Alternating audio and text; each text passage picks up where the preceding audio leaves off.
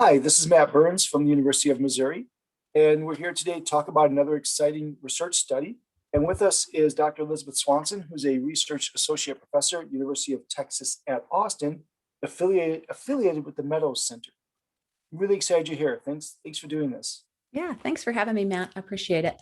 This is the article we're going to be talking about today. It's called Improving Reading Comprehension and Social Studies Knowledge in Middle School. And you see she has several co-authors, some also at UT Austin, many not. And this was published in Reading Research Quarterly. It's not difficult to find. I was able to find it through Google Scholar. It's not difficult to find. And if you have trouble finding it, I'm sure Dr. Swanson would be happy to share it with you. Sure. Great. So let's start by first having you just explain what was the intervention that was studied. What was the intervention that was done? Yeah. Yeah. So we developed, the intervention is called PACT, Promoting Adolescents' Comprehension of Text. And it was designed for social studies teachers who really kind of recently, I still think the Common Core state standards are relatively recent. The Common Core state standards really require social studies teachers to address two goals.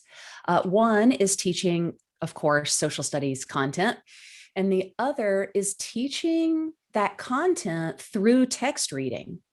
And oftentimes for social studies teachers, those two goals compete instead of being complementary of one another.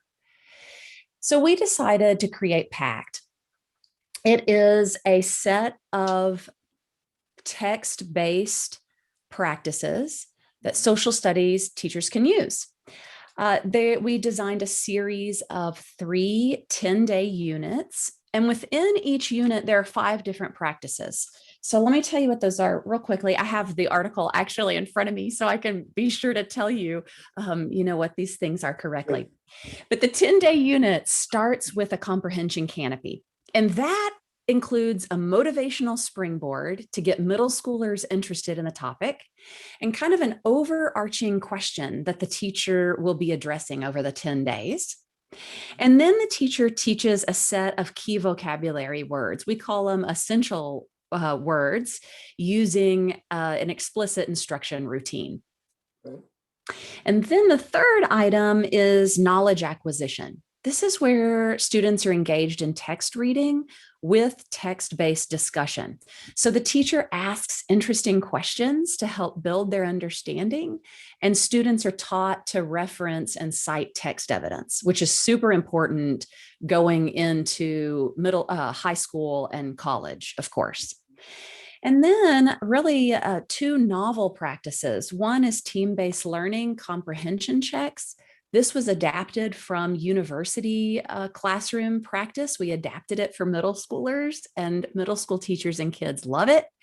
And then the last part is knowledge application. This happens on the very last day of the unit, and kids are required to use all of the knowledge they gained over the last 9 days and apply it to a new kind of fresh activity.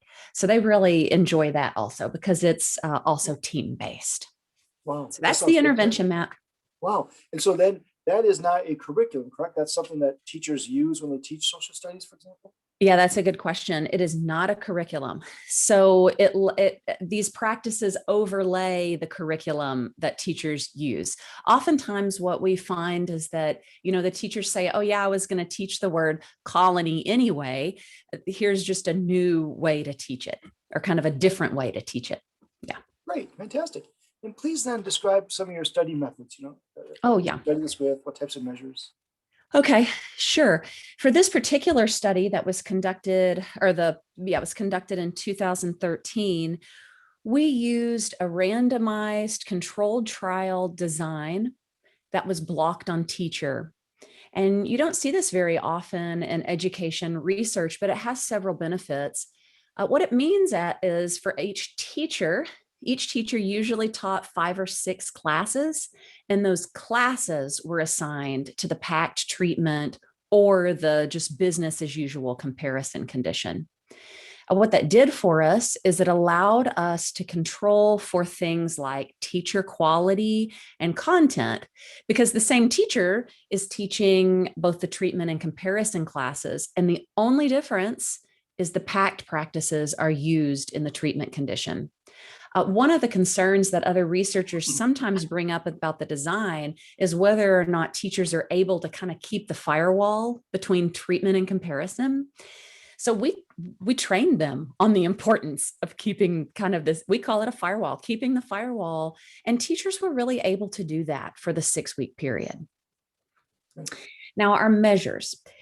We used for our general reading comprehension measure, we used the Gates-McGinnity reading comprehension subtest. And then we developed a measure called the ASK measure. It has 2 sections. One is on content knowledge and the other is on reading comprehension. Now, that test is unique in that, yes, it's researcher developed, but it has a validity and reliability information that you can find in the 2013 article. Great. Okay. So tell us then, all right, so how many people how many kids, how many teachers? Well, let me see how many, 27 classes. So now let me just flip over and see how many. Oh, yes. So the other nice thing for researchers, we only invited 5 teachers. So you can imagine as a researcher, this helps with recruiting, the thing that we always have to do for our studies. Yeah. Right. Okay, so 5 teachers, but a large number of classrooms. Fantastic. A large number of classrooms, and I'm trying to look for the kiddo number. 419 students. Fantastic. Well, that's great. And what did you find? How did it work? Yeah. We found statistically significant effects in favor of the treatment group on 3 of our measures. First, on content acquisition, the first half of that ASK measure. Also on content reading comprehension, the second half of that ASK measure, and also on general reading comprehension. Now, the effects are not large. They're rather small. For content acquisition, it was 0.17, content reading comprehension, 0.29, and general reading comprehension, 2.0. Excuse me, I wish, 0.20. Yeah. But among the middle school group, this seems to be in line with other middle school research where it's more difficult to affect reading outcomes, particularly reading comprehension for middle schoolers. Mm-hmm. Yeah. Well, let me comment and break from asking questions, make a comment. This was 3 10-day units roughly. So, 6 weeks at the most. Yep. And that's a pretty good effect on general reading comprehension in 6 weeks, I would argue. So I think that's cool. Awesome. Yeah. And did you expect to find that? Was this something totally different from the literature? Did you expect to see these results? Yeah. Well, that's a good question, Matt. A couple of things. We designed it with a couple of things with prior research in mind. So, we hypothesized that it would work. So, for example, it aligns well with the kind of the socially mediated instruction construct. It's from Palinsar, Klingner and Vaughn, even Slavin did some work in that area, where we know from prior research that when students get together around meaningful discussion and purposeful activities, that learning's improved. So we designed PACT with that in mind. And we also designed it to be aligned with the content approach to text reading, which Beck and McCowan have studied in the past.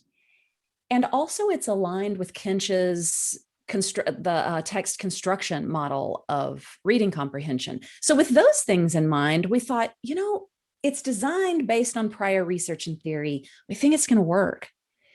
But like you said, impacting reading comprehension for middle schoolers is a real challenge. And so we felt very comfortable going into the study that we could impact content acquisition and even content reading comprehension, which, by the way, is just informational text reading comprehension. And, we were it was also interesting to us that the short intervention impacted reading comprehension. Yeah. Cool. So this is, of course, research. This is science. So I always like to kind of end with a conversation about limitations. What was one limitation that you want to point out for this study design? Yeah. One of the limitations to the study design, we anticipated, I will say first, Matt, I think for young researchers, it's important to do this. It's to anticipate what some of your limitations might be, and then address those during the procedures. So, for example, one limitation that we anticipated was the difficulty of teachers keeping treatment and comparison separate. It's because we were teachers. And oftentimes, many of us in education research, that's our story. We started as teachers. So that gave us kind of this insight. Yeah, that would have been hard for me in the classroom. So we actually address a lot of our potential limitations during our procedures. That's an example of one. But I'll tell you one that over the years we've kind of been grappling with, and some of our later research addressed, was the issue that you brought up earlier, Matt, is that the intervention's short. The instructional practices are constrained to 3 6-week units. Oh, no, excuse me, 3 2-week units, 6 weeks total, with small effects. So honestly, we see that as a limitation of this first study. And it begs these questions like, what would happen if we had teachers not only in social studies, but also in science use the practices? What would happen if we implemented the practices over the course of the year? How helpful is it for students with disabilities included in these classes? What about English learners? So this study really set us up nicely through that particular limitation to start to ask all these other research questions. Oh, it's so exciting. So I should tell everyone too that most of the articles I've been discussing with people have been recent, 2018 or more recent. This was 2013. And the reason we picked this one was this was the first. And there's been how many studies since? 5, 6, 7? I mean, there's been several studies since, correct? And you've looked at disabilities, the English language learners, et cetera. So that's been a really fun line of research. Been really fun to see. Yeah, I mean, it really has been, honestly. I'm telling you, yeah, this particular study was such a kind of to just put it in colloquial terms, it was just such a joy to be part of, because it sparked all of this interest in our research team and in our colleagues' research teams. So it's been fun. Awesome. Yeah. Yes. Well, to all the grad students who might be seeing this, research is really fun if you find something that sparks your interest like that. So I really appreciate you sharing this with us and discussing this more. This was great. Thank you so much. Yeah, it's my pleasure. Thank you.